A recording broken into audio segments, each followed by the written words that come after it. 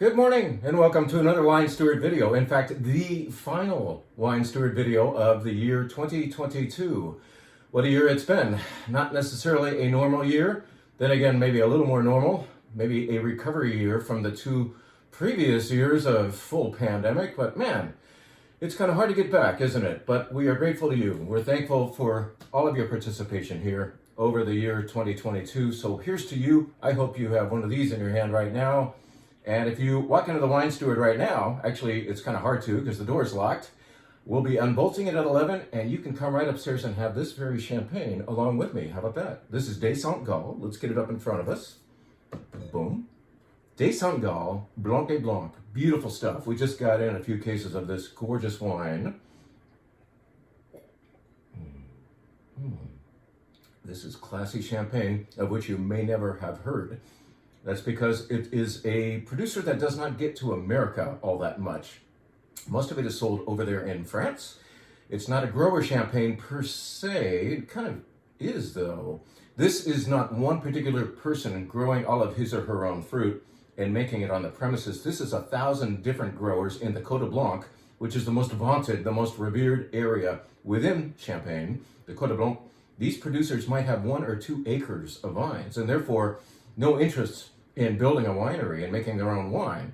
They just cash in by selling the product of their fruit. In fact, they don't sell it. They bring it to what's called a cooperative. These all are members of a cooperative, and they all co-own this business. So they all own a winery together, bringing their fruit from 1 or 2 precious acres of Côte Blanc fruit. They're bringing it to this winery that actually has, believe it or not, several stories underground and some product in big vats dating back 40 years. And some of that product actually ends up in here. So you've got this kind of Solera system champagne thing going on here. Many different small growers involved. So it's a feel-good story. It's a very taste-good wine. This is De Saint Gall champagne. Why wouldn't we have champagne on the final wine bar weekend of the year? So this is on the menu.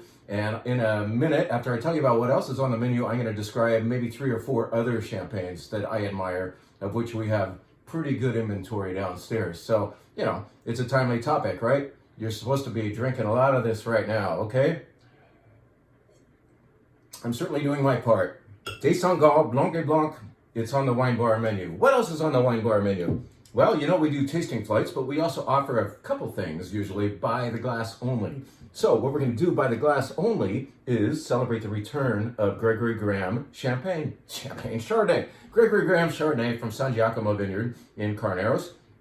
Virtually the same source as Rombauer Chardonnay, and this dude used to actually make the wine at Rombauer. He's pretty much the guy who created the formulation for that Nummy Num Chardonnay before starting his own business and making his own namesake wine. So Gregory Graham Chardonnay, it's back in stock. It's on the WineBar menu. A glass of this can be enjoyed by those who love the Nummy Num style. How about that? Now, how about something very special, since it is in fact still the holidays and the last WineBar menu of the year? Let's celebrate that by having this available by the glass. We don't usually shoot this high up on price for a Cabernet by the glass, but why not? This is Eller's. We've been talking about it as a fantastic ribeye wine. It would be great with a holiday roast or prime rib. And Eller's from the Napa Valley is made by Laura Diaz Munoz. It might be Munoz Diaz, I can't remember, but she used to make La Coya and Gallery, and she was involved at Cardinal, and now she makes this, and she's really improved the Eller's game, and we are celebrating that by buying a lot of this, putting in our Red Collector Club, and now putting it on the WineBar menu. Big, beefy Cabernet Sauvignon, great for a wet winter evening. Now, to flights. I don't want you to be scared. I want you to be brave and come and try this white flight that we've prepared for you. It is composed entirely of Riesling. Riesling from all over the place. All of these Rieslings, except for the last one, are bone dry. The last one is semi-dry, we could say. But we want to show you how this wine behaves from different locations and just inspire you to try Riesling more often, especially with sushi, all kinds of seafood dishes, salads, and that kind of thing. And the acidity here is what is really lovely about this Riesling. That these are, like I said, dry and nervy wines, really beautiful things to smell and to contemplate as you sip them. Barnard Griffin, this is an inexpensive one from Washington State. And then where shall we take you? Not too far south to the Willamette Valley of Oregon for a scary looking wine. Maybe this is all about facing your fears, facing the fear of Riesling and handling your arachnophobia at the same time. But this wine from Petra is beautiful, bone dry Riesling from the Willamette Valley of Oregon. And then we're going to go all the way down to Australia, to an area called Great Western. Yeah, that's the name of a wine location in Victoria, Australia. And this is by Best's. It is one of the best Rieslings I've ever had, certainly. Bone dry. Again, I have to reiterate and emphasize the dryness of these wines because so many of you are afraid that Riesling's going to be sweet, kind of like a rookie wine. These are important wines. So beautiful, beautiful, beautiful. Now let's go to the Finger Lakes region of New York and show you Dr. Konstantin Frank. Ukrainian immigrant comes to New York, upstate New York, where they just couldn't figure out how to get a grape ripe and how to do viticulture there. And he showed them the way. This was kind of like the pioneer of that wine region, Dr. Konstantin Frank. He's gone now, but his family still runs this fantastic producer. This is their top Riesling called Eugenia. Very special. We only scored one case of it. Why not get it open for you? The final wine. This is a wine we put on the wine bar menu already twice this month, probably. This is Gessiger Leidecker, and it is a Spätlese Riesling, meaning it is just picked a little later and therefore is going to be a little richer with fruit and a little bit sweet. But again, the acidity is the key here. 8.5% alcohol, and get this, this is a 2007. It's a 15-year-old white wine, and it is alive. It is brimming with beautiful fruit. The cork looks like hell, but that's because it has been in a very damp cellar in Germany until just a couple of months ago, until the importer said, hey, can I buy some of that? I had no idea you had that hiding down there. And they said, sure, let's slap on a foil and a shiny new label and get this out to California. And the wine steward is very fortunate to have bought a couple of cases of this beautiful Mosel Riesling. Now, of course, there's a red flight, and I thought, what would be more timely than, per the weather, per the time of the year, winter reds. What does that mean? Winter reds would be the wines you hunker down with on a cold winter night, and hopefully a cold, wet one, and I'm hoping no longer, because finally, this Bay Area boy who's lived through at least 3 droughts has cause to celebrate. The rain, the arroyo is actually flowing in Livermore. I can't believe it. So it's so nice to see this rain. I hope you like it. Some people aren't into it, but I've been waiting for a long time for the ground to be wet and soaked again. So let's celebrate that with a winter-ish flight of reds. How about that? Of course, let's do a Bordeaux. A Bordeaux is a fantastic wine to have with the heavy foods that you're going to be eating on those cold winter nights. This is a 2016, which is a really good vintage for Bordeaux. We just recently gave this to the World Class Wine Club, and I need to write some notes about it. 2016 Saint-Emilion, which means it's from the right bank of Bordeaux, and which is ultimately going to be comprised mainly of Merlot, and it is dark and sturdy Merlot. I can promise you that. You will understand this best if you have a glass of it with a pot roast, short ribs, also Bocaux, that kind of thing. It's a great winter wine. Well, what else is a great winter wine? A wine that was a great summer wine about 6 months ago. It's a great winter wine because we still have a good amount of Domaine des Clous de Vie, our own baby. This is Carignan, which actually has a winterish, hunker down feel palate-wise to it. That's what Carignan does to a wine. It adds base note. And then Mourvèdre is the other part. You can say Mourvèdre if you want. You can say Mataro. You can say Monastrell. Anyway, Mourvèdre is the 40% part of Domaine des Clous de Vie. Easily the best Clous de Vie we've ever made, and it will make a lot of sense on a cold winter night when you have, let's say, pork roast or something like that. How about that? Okay.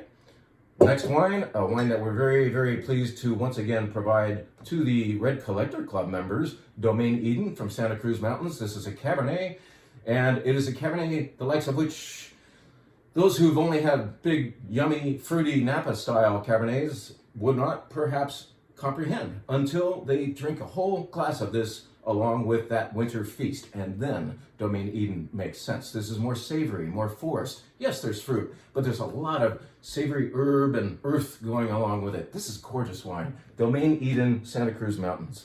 Now, let's get a little happier with Grenache. This is a Grenache-based wine from across the river, from Châteauneuf-du-Pape. Just across the Rhone is a appellation called Lirac. We've had this on the wine bar before. We're doing it again. Why? Because we just got some more, and everybody likes it. It's delicious. GSM, you could call it, Grenache Syrah Mobile, from Domaine des Ségriers. Lirac, very pretty label. Very, very holiday looking, isn't it? The final wine I'm very pleased to have. I think we're going to sell out this weekend. I know that Isaac was upstairs previewing our flight yesterday and went home with some bottles of this. This is Bedrock Syrah. It only has a California designation instead of something more site-specific because Morgan Twain Peterson, who makes this beautiful wine, sources different grape vineyards from here and here and here and here, and therefore cannot say here more site-specifically. But it is beautiful Syrah. I've been waiting for this kind of Syrah to get back into the store. Our vendors simply haven't shown me one like this in a while.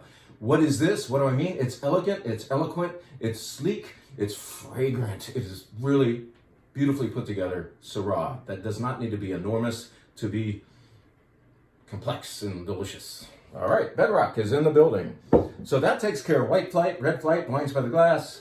I need a sip of this before briefly handling the subject of some champagnes that we have downstairs that I would call one of my, four of my favorites. There's certainly fantastic other champagne down there. We bought everything based on tasting and thought this is really good for the price and style. We know we need some extra brut. We know no one needs some brut. We want some rosé. We want some inexpensive. We want some high end. We want some name. We want some what the hell? Never heard of it name. And so I think we are satisfying all of those needs. Even here in this quartet that happens. So let's put something that's fairly familiar to many of you called Pol Roger.